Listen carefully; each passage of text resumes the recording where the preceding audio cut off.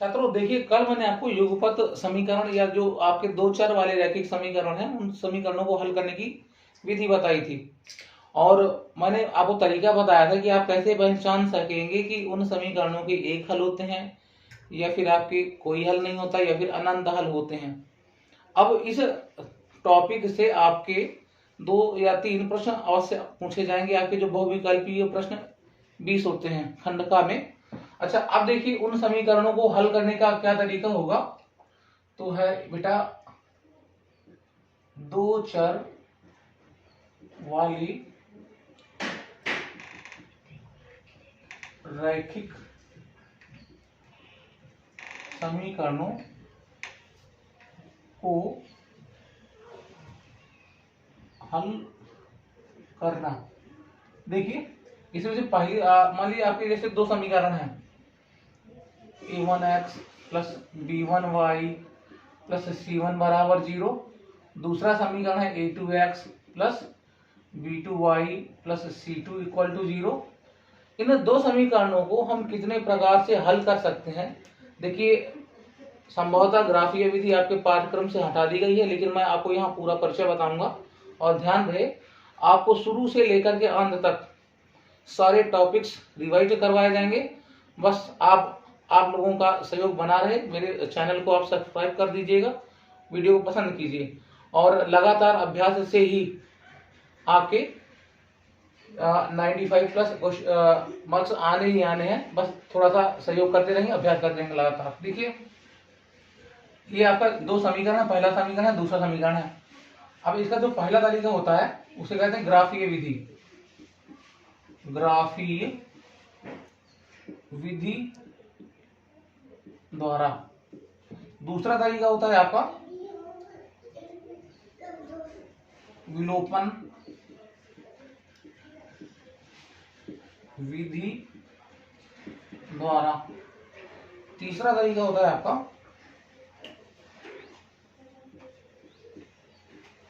प्रतिस्थापन विधि द्वारा। और जो चौथा तरीका होता है आपका होता है वक्र गुणन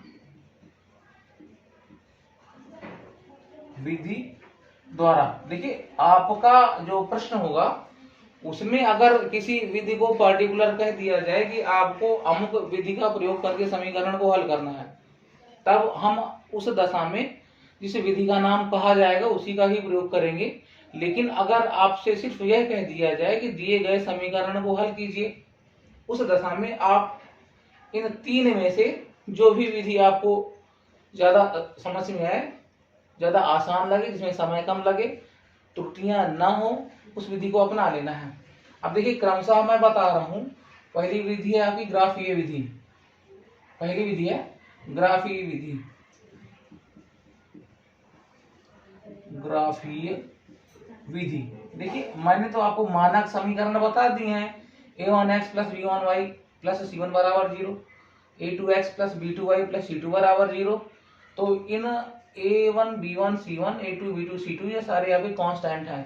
तो क्यों ना कोई कांस्टेंट लेकर के हल कर दिया जाए। तो हमने माना x minus Y plus 2 equal to 0।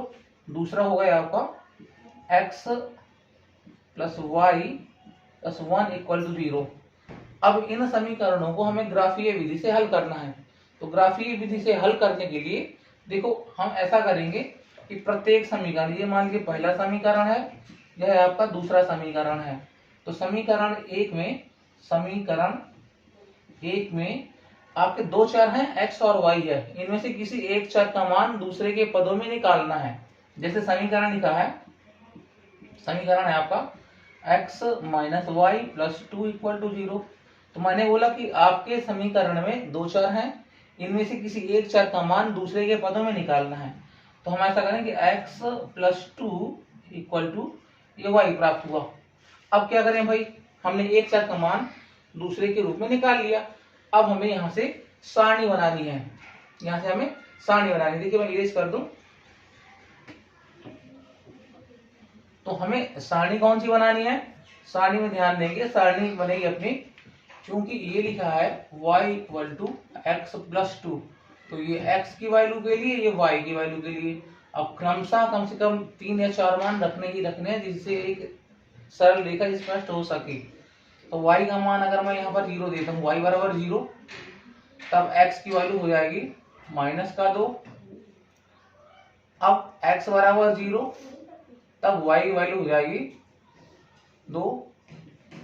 अब बेटा x बराबर 1 कर दें जरा, तो y की वैल्यू हो जाएगी 3।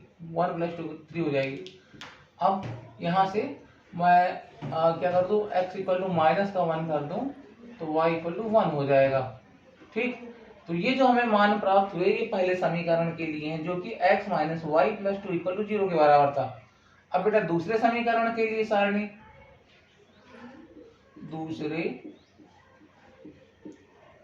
समीकरण के लिए सारणी बनेगी मेरी किस प्रकार से, क्योंकि समीकरण था मेरे पास x + y = 1 बराबर में था।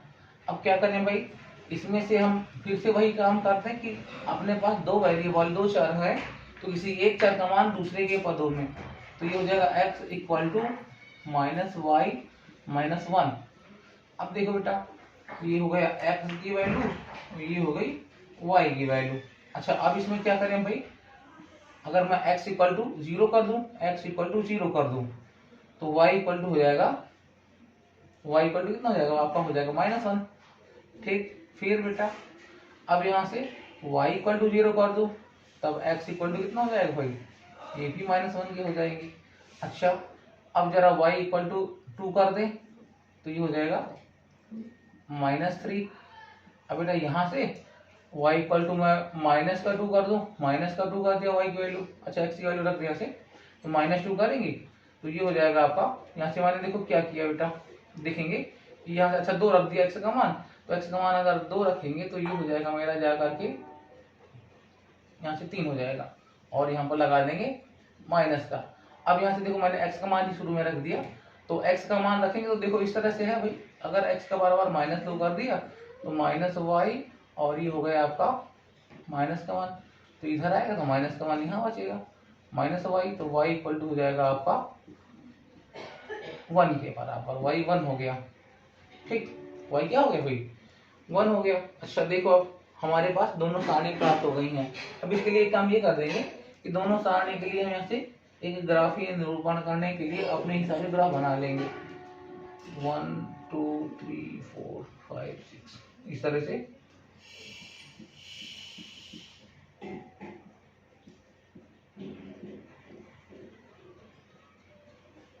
ये है आपका y एक्सिस, ऊपर की ओर लंबवत है, इस वजह से धनात्मक होगा, नीचे की ओर ये ऋणात्मक हो जाएगा। ठीक, यहाँ पर क्या है आपका, ये है x एक्सिस, ये आपका मूल बिंदु से दाहिनी तरफ धनात्मक, मूल बिंदु से बाईं तरफ ऋणात्मक होता है। अब देखो एक एक समीकरण की वैल्यू रखें, x पहले समय x = -2 है, y = 0, x = -2 लिखिए रख, ये आया, और y = 0, तो ये पॉइंट हो जाएगा आपका -2, 0। ठीक, फिर बेटा x = 0, y = 2, 1 2, ये पॉइंट हो जाएगा आपका कितना बेटा, 0, 2, ये हो गया आपका। यहाँ से x = 1, y = 3 है, x = 1, y = 3, तो ये पॉइंट हो जाएगा 1 2 3, ये पॉइंट यहाँ पर हो जाएगा, ऐसे करके ये हो गया। कितना है, x = 1 और y = कितना है, 3 है, y = 3 कर दिया। अच्छा, अब इसके बाद देखो x = -1, y = यहाँ से 1 का है प्लस का, तो ये x = -1, ये हो गया आपका ना, y = 1 है, तो ये हो जाएगा यहाँ पर। ठीक, ये हो गया x = -1, y = 1। तो जो पहली समय रेखा मेरी आएगी, तो पहली रेखा कुछ इस प्रकार से आएगी, देखिए मैंने 2 0 था, तो यहाँ से ये सारे पॉइंट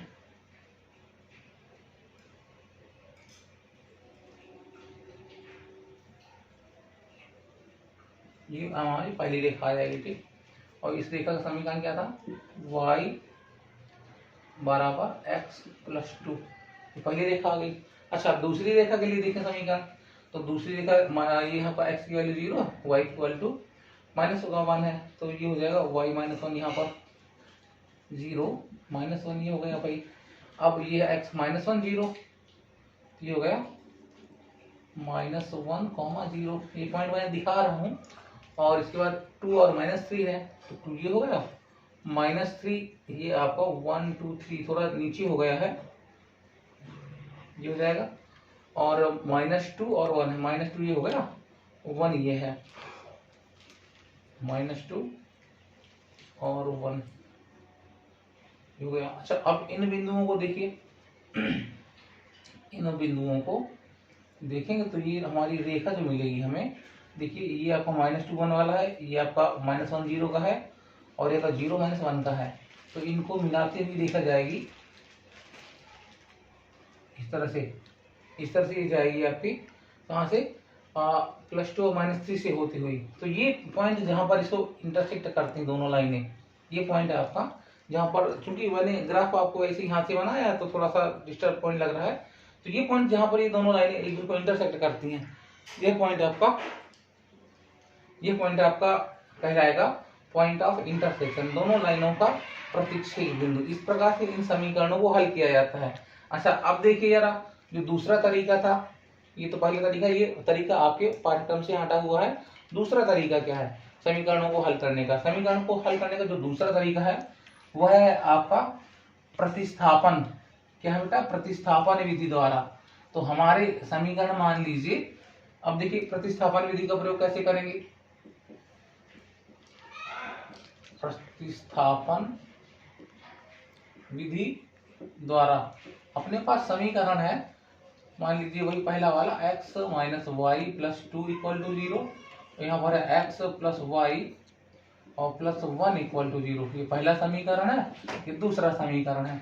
प्रतिस्थापन का अर्थ इस बात से होता है कि एक की जगह दूसरा मान रख देना से है।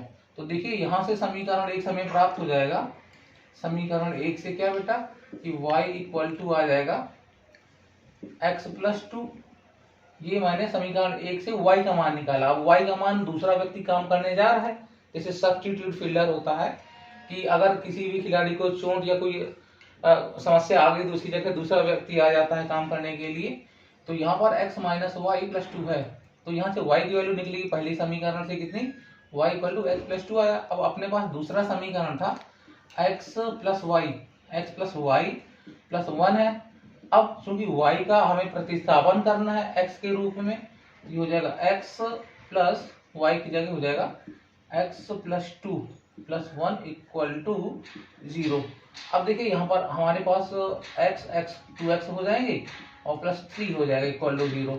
तब यहाँ से x की वैल्यू आ जाएगी -3/2, और x का यह मान रख करके जो y के पदों में आया था, चूंकि ये था मेरे पास y बराबर कितना था, x + 2 था। अब x की वैल्यू निकली है -3/2 + 2, तो 2 × 2 = 4, तो -3 + 4/2, यानी वैल्यू हो गई आपकी कितनी बेटा, 1/2 करके। ये हो गई y की वैल्यू, ये हो गई x की वैल्यू। तो इस समीकरण से आपने प्रतिस्थापन विधि का प्रयोग करना सीख लिया।